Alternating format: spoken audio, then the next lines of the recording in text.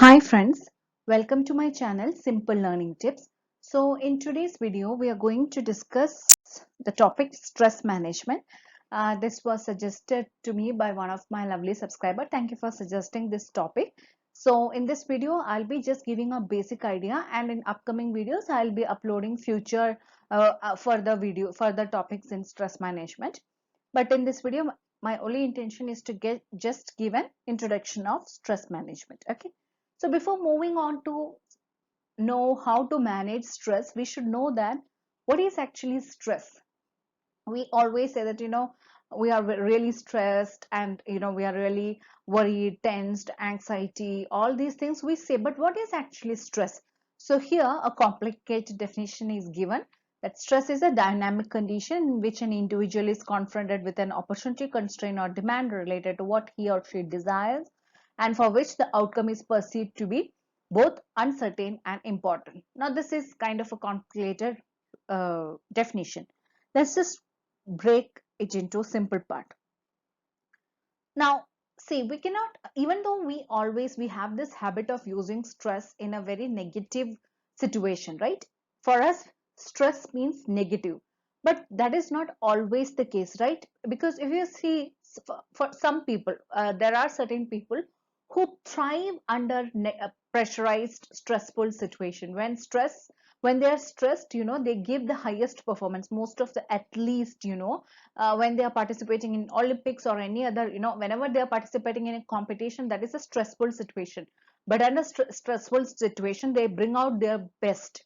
Okay, so that is there. The stress is kind of positive, and you have seen our, previous captain MS Dhoni, whom I'm always a fan of, and I'll always quote the best example for how to handle a stressful situation. Always, all the time he will go under stressful situation, he will handle the situation, we'll be at a losing point, Indian cricket team, and he will just turn the plate around. Okay, so how he thrives in a stressful situation, that is a very good example. So their stress is kind of a positive thing, that always the last over, whether it is World Cup, T20 or anything, he will take that on his shoulders, and he bats himself, and we win 98 percentage of the time. Okay, so in that kind of situation, stress is kind of a positive impact, right? So that is what we always have this perception that stress is a negative thing, but some occasions it can also have positive impact. Now, why stress is happening? If you break down this definition, what it is saying is stress is related to constraints and demands. Okay, why a person feels stress is because there is some kind of constraint means unexpected situation, some kind of restrictions. Okay, constraint is there and demand is also there. Okay, so when there is constraint, when there is some kind of restriction, when there is limitations, okay, what will happen is that will prevent you or prevent the person from doing the things that they want to do.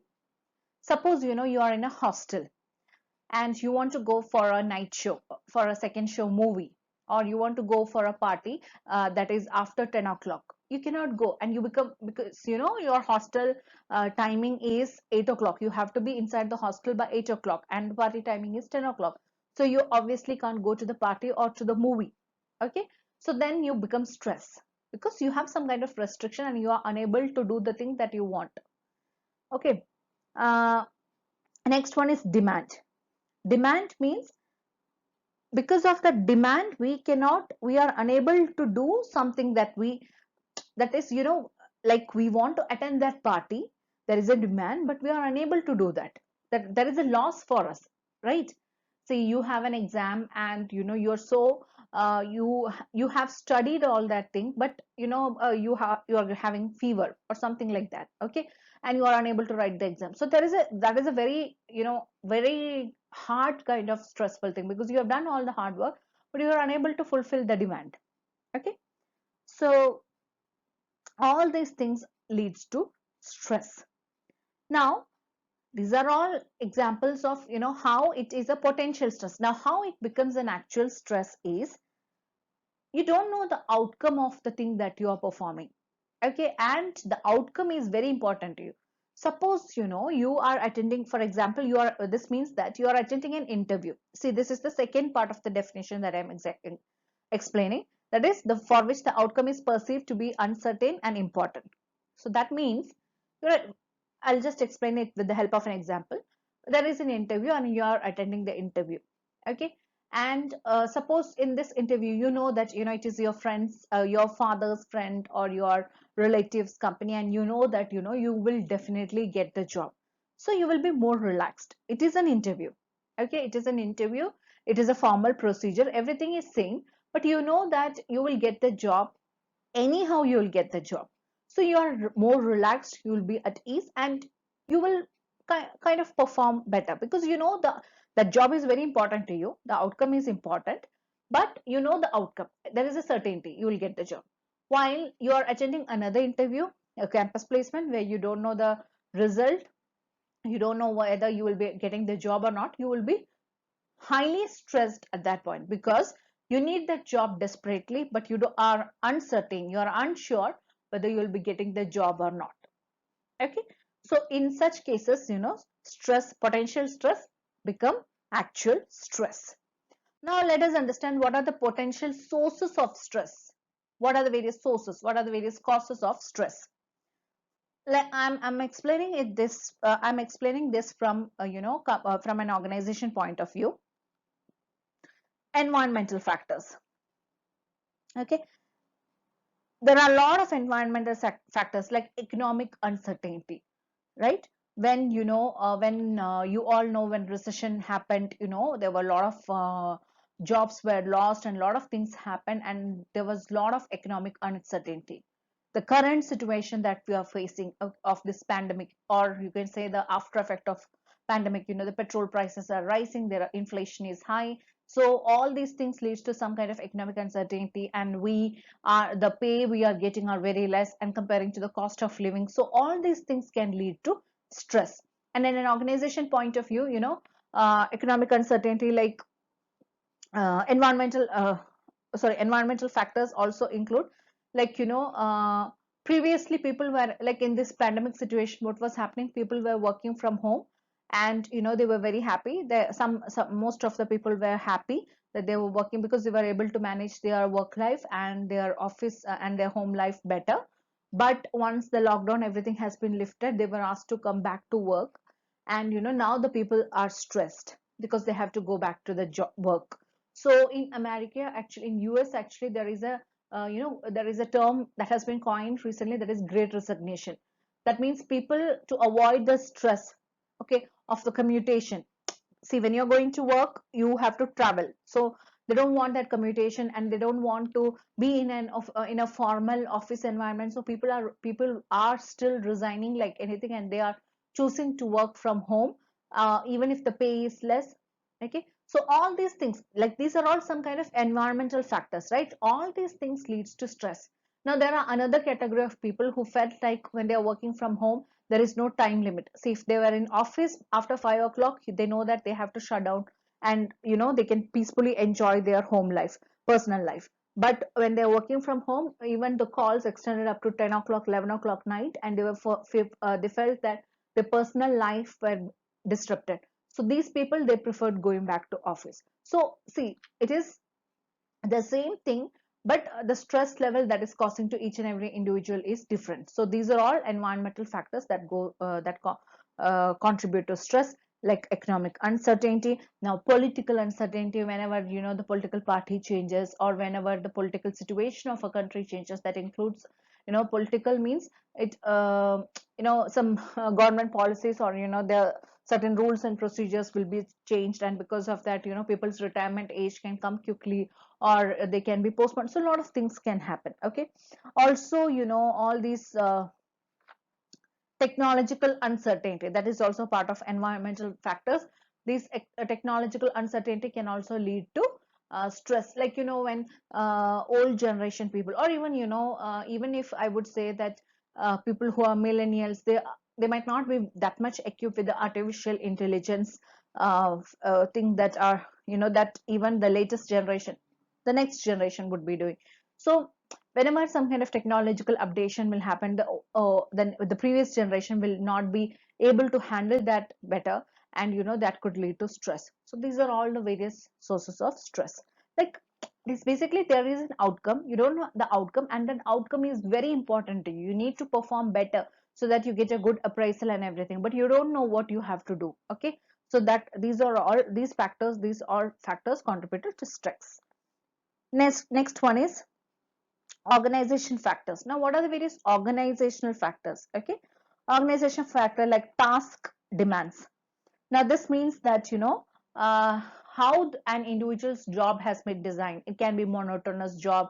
There will be daily, every day he wakes up, he'll go to work, he will do the same thing, and he will come back. Okay, you remember in Wake Up Sid, like Ranbir Kapoor, he was so stressful. He was so stressed when he was working in his father's company. So the same thing. Okay, so that is what task demands. He was not comfortable with the kind of work that was there in that organization. So same thing. Okay, then the working conditions, the physical layout. Okay, like in factory and all that, when the assembly line comes and they have to fix the material or whatever things they have to do, and if the speed of the machine is high, then they have to work very fast, and there can be a chance of injury, so that will lead to stress. Okay, that can cause anxiety. These are all organization factors I'm talking. Next is role demands. That is, you have a post, you are a marketing manager, you are a sales executive. Okay, you have a post, and the pressure related to that position, that job position. Okay, the whatever the role is demanding, that can cause stress to the individual. Like role conflict. Role conflict means, okay, like you don't know, like what should you do to to get a better understanding about the job. You yourself are having conflict with that particular job. Role overload, like you are overburdened in that particular position. Role ambiguity, you don't have any clarity, you don't know what you are doing. Okay, the work that you are doing. Now in organization factor, there will be interpersonal demands, like your colleagues are not cooperating with you, you are having a lot of office politics. All this will lead to stress. Basically, poor interpersonal relationships in the organization can lead to a huge stress factor. Okay, then organization structure. You are not comfortable with the rules and regulation that are followed in the organization. You're not happy with the organization. Your superior, that like how the organization chart is formed. You are not happy with that. That can lead to stress. Then organizational leadership, the kind of leader that you have. Some people who prefer that. Those who sit, there is some kind of tendency that who sit late, not work late, who sit late at night in office, they are the top performers. Some leaders, they do consider that as a good thing, that sitting late at office means he is a top performer. And if somebody who has completed all the work efficiently and has left the office at time by 5 o'clock, they are considered as inefficient and poor performer. So this kind of you might be a person who want to leave office at time, so then that can lead to stress.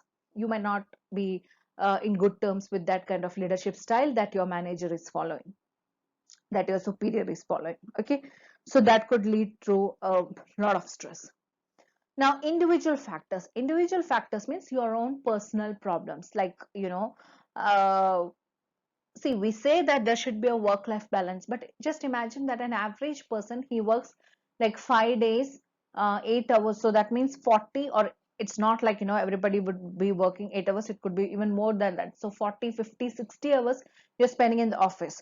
So majority of your lifetime is being spent in the office. Now that that kind of, so whatever the atmosphere is there and whatever the stress that are causing there, that will lead to that will lead some kind of stress to your personal life also. It can cause some relationship issues, like might be your wife or your husband has to attend a party or has to go somewhere out, and you might not be able to take leave on that particular day. They want to go on a vacation for a 15 days vacation. You're not getting holiday, you're not getting leave from your office. That could lead to personal problems, that could lead to fight at home. Okay, there is a puja in your house, and you are not getting leave from office, or you are unable to attend that particular function. all this will cause problems in personal life. Even I have also experienced. I'm sure there are a lot of people who might have experienced it. So that could lead to a lot of marital difficulties, and you have kids in your home and you are not unable to spend a lot of time with your kids, or even you are unable to train or discipline your children like the way you want.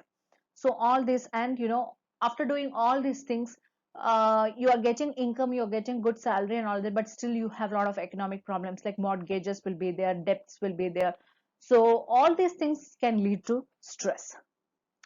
Okay, so this video has already gone is already lengthy. So what I'll cover in next week is what are the consequences of the stress, and how we can manage stress management techniques. So these two things I'll be covering in next video. So hopefully you like this video, and thank you once again for my subscriber to suggest this topic.